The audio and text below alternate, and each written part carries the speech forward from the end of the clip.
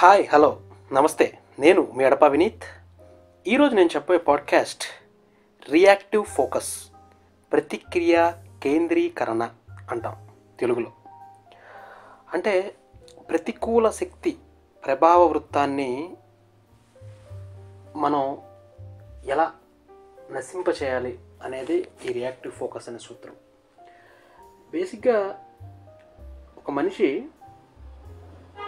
మారడం, మార్పు తన జీవితంలో జరిగేవి. ఆ మార్పు అనేది, మారడం అనేది ఒకే రకమైన అభిప్రాయం. మాటలు వేరువేరు కావచ్చు, కానీ అవి పని ప్రారంభించడం వలన ఫోకస్ పెరుగుతుంది. దీనిని రియాక్టివ్ ఫోకస్ అంటారు.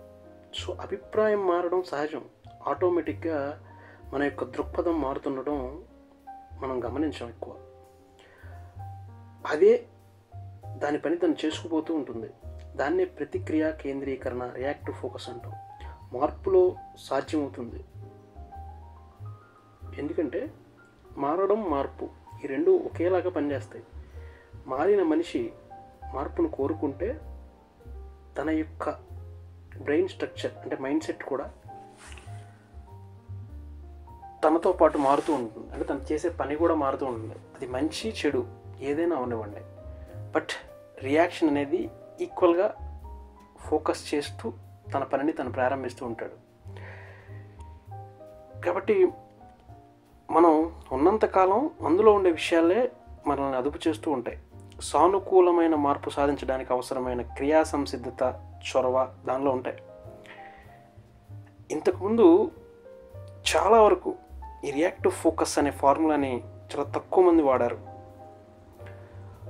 అంటే మనలో ఉన్న సానుకూల శక్తిని మనం ఎలా నింపుకోవాలి అనే ఒక పద్ధతిని మన చుట్టూ ఉన్న పరిసర ప్రాంతాలు కానీ, సమాజం కానీ ఎక్కువ శాతం మన మీద ఫోకస్ చేసి ఉంటాయంట. క్రియా సంసిద్ధులు అంటారు వాళ్ళని. తమ కృషిని ప్రభావ వృత్తం వైపు కేంద్రీకరిస్తారు. తాము చేయగలిగిన వాటిని పైన దృష్టి పెడతారు. వారు సానుకూల విషయాలపై తమ శక్తిని ఖర్చు పెడుతుంటారు. అందువలన వారు ప్రభావ వృత్తం కూడా పెరుగుతుంది. అంటే ప్రతిక్రియకి ఆపోజిట్ అంటే పనికి ఆపోజిట్. ప్రతి పని కూడా తన శక్తిని ఒక వృత్తంలో అంటే ఎక్కువ ఖర్చు పెడతా ఉంటారు. వాళ్ళు ఇతరుల బలహీనతలపై ఎక్కువ దృష్టి పెడతారు. తాము ఏమాత్రం పరిష్కరించలేని సమస్యలపై, పరిసరాల్లో ఉండే సమస్యలపై ఎక్కువ సమయాన్ని, శక్తిని ఖర్చు పెడతారు. ఈ విధమైన దృక్పథం వలన ఇతరులపై ఆరోపణలు చేయడం, ప్రతిక్రియా భాష వాడటం, తనను అందరూ వంచిస్తున్నారని భావించడం జరుగుతుంది. ఈ విధమైన దృక్పథంలో నుంచి జన్మించిన ప్రతికూల శక్తితో తాము చేయగలిగిన దాన్ని కూడా నిర్లక్ష్యం చేయడం అనే గుణం కలిసి వారి ప్రభావవృత్తం మరింత చిన్నదైపోతుంది. కాబట్టి ఈ రియాక్టివ్ ఫోకస్ కలగాలి అంటే ముందు నెగిటివ్ సైడ్ నుంచి పాజిటివ్ సైడ్కి రావాలి. మన శక్తి ఏంటి, మన సానుకూలతలు ఏంటి, మన ప్రభావం ఏంటి అనేది గమనించుకోవాలి.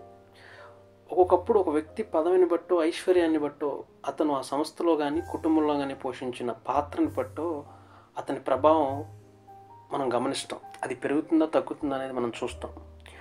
కాబట్టి ఎక్కువ శాతం ప్రత్యక్ష ప్రభావం, పరోక్ష ప్రభావం అనేది మనకు ఉంటుంది. అంటే డైరెక్ట్, ఇండైరెక్ట్ కంట్రోల్స్ అనమాట. మనం ఎదుర్కొనే సమస్యలు ఈ 3 విధాలుగానో, ఈ 2 విధాలుగానో, అంటే ప్రత్యక్ష ప్రభావం, పరోక్ష ప్రభావంతో పాటు ప్రభావం అసాధ్యమయ్యే విధానంలో అంటే నో కంట్రోల్ అనే విధానంలో కూడా ఉండొచ్చు.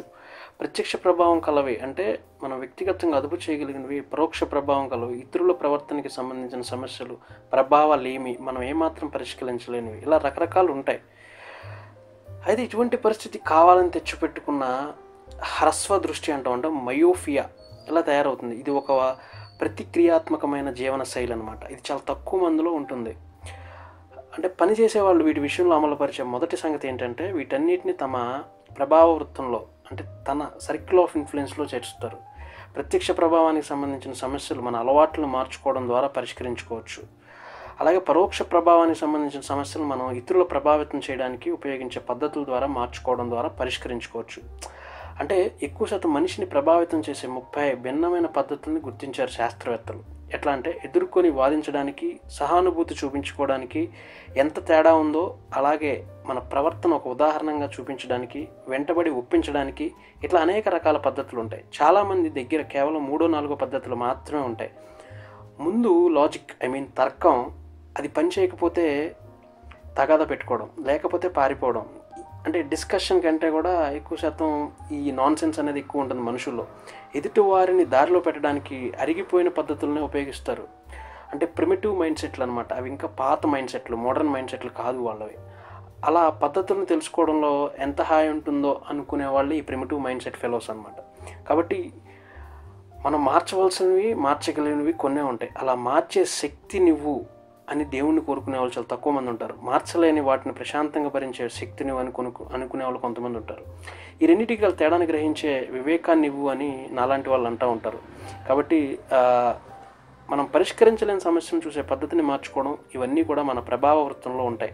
కాబట్టి రియాక్టివ్ ఫోకస్ అనేది మన జీవితంలో సానుకూల దృక్పథంతో ముందుకెళ్ళే వాళ్ళకి మాత్రం చాలా ఉపయోగపడుతుంది. వాళ్ళు దేని మీద ఫోకస్ చేసి ఎలా రియాక్ట్ అవుతారు, వాళ్ళ యొక్క జీవన విధానం ఏంటి, జీవన శైలి ఏంటి, వాళ్ళ పద్ధతులు ఏంటి, వాళ్ళు ఎలా నేర్చుకుంటారు, ఎలా ఉంటారు, వాళ్ళు ఎలా చూస్తారు, అంటే ప్రపంచాన్ని కానీ సమాజాన్ని కానీ ఎలా గమనిస్తారు, వాళ్ళ జీవితంలో ఆటుపోట్లను ఎలా ఎదుర్కొంటారు, ఎలాంటి సమస్యలు పరిష్కరిస్తారు, ఒకవేళ నెగిటివ్ సైడ్ ఉంటే దాన్ని పాజిటివ్గా ఎలా మార్చుకుంటారు, ఇలా అనేక భిన్నమైన సమస్యలు, శక్తివంతమైన సమస్యలను వాళ్ళు ఎలా తీర్చిదిద్దుతారు, వాళ్ళ యొక్క జీవితాన్ని వాళ్ళ చేతుల్లోకి ఎలా తీసుకోగలుగుతారు, దాన్ని ఎలా మార్చుకుంటారు, మార్పు అనేది ఎలా తీసుకెళ్తారు, ఆ మార్పులో భాగంగా మిగతా వాళ్ళని వాళ్ళు ఎలా మోటివేట్ చేస్తారు, ఇలా అనేక మంది ఒక వృత్తంలో బతికేస్తూ ఇతివృత్తాన్ని మన ముందుకు తీసుకొస్తారు. వాళ్ళే గొప్పవాళ్ళు.